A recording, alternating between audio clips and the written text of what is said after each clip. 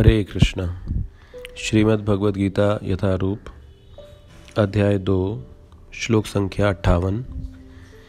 यदा संहर्ते चायं कुर्मो अंगानीव सर्वशः इंद्रियाणि इंद्रिया अर्थे भयस् तस्य प्रज्ञा प्रतिष्ठिता। जिस प्रकार कछुआ अपने अंगों को संकुचित करके खोल के भीतर कर लेता है, उसी तरह जो मनुष्य अपनी इंद्रियों को इंद्रिय विषयों से खींच लेता है वह पूर्ण चेतना में दृढ़ता पूर्वक स्थिर होता है। तो इस संसार से हमारा संबंध इंद्रियों के माध्यम से होता है और इंद्रियां हमें सुख और दुख का अनुभव कराती हैं और इंद्रियां ऋषिका कहलाती हैं और इंद्रियों के स्वामी का नाम ऋषिका ईशा ऋषिकेश और वो भगवान कृष्ण का नाम है। तो ये इंद्रियां भगवान की संपत्ति है,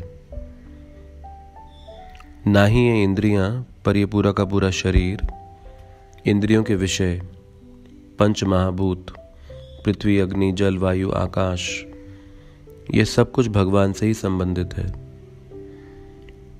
तो जब सारी संपत्ति उन परम भगवान की है तो ये इंद्रियां उन परम भगवान की सेवा के लिए बनी हैं।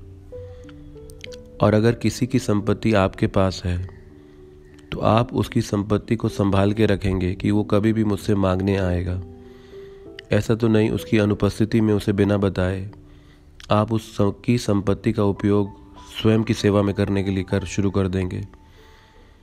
तो उसी प्रकार से एक अध्यात्म में स्थित व्यक्ति का लक्षण है वह कछुए की तरह अपनी इंद्रियों को उपयोग करता है। जब उसे भगवान की सेवा करनी होती है तो वो इंद्रियों का उपयोग करता है। वो तब बोलता है, तब सुनता है, तब देखता है, तब चलता है। और जब उसे भगवान की सेवा में इन इंद्रियों को नहीं लगाना होता तो कछुए की तरह उसे संकुचित कर देता है। तो यह है एक अध्यात्मवादी की परीक्षा या फिर अध्यात्मवादी के अध्यात्म की गहराई का स्तर कि उसने किस हद तक अपनी इंद्रियों को नियंत्रित किया है।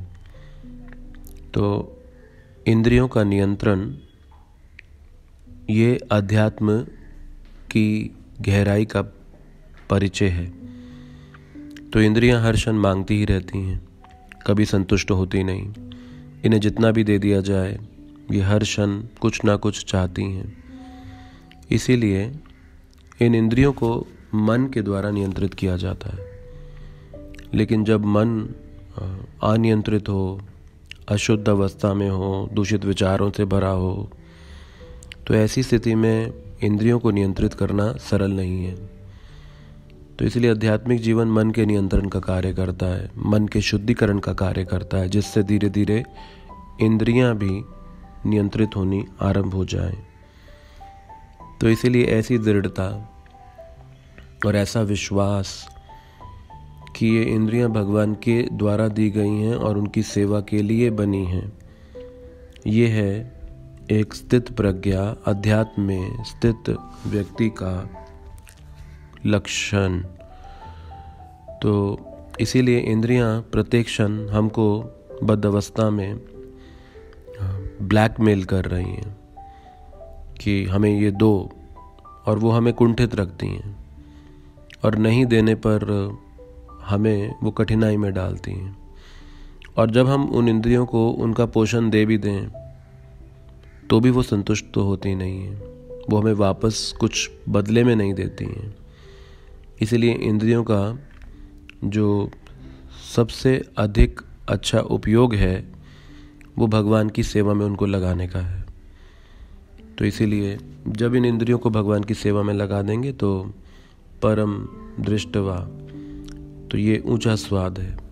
और जब ये ऊंचा स्वाद इंद्रियों को प्राप्त होगा तो फिर यहाँ पर संतुष्टि प्राप्त की जा सकती है। तो जीवा आप अगर भगवान का नाम ना ले, कुछ तो बोलेगी, कान कुछ तो सुनेंगे, आंखें कुछ तो देखेंगी, नासिका कुछ तो चाहेगी गंध, त्वचा कुछ तो स्पर्श चाहेगी।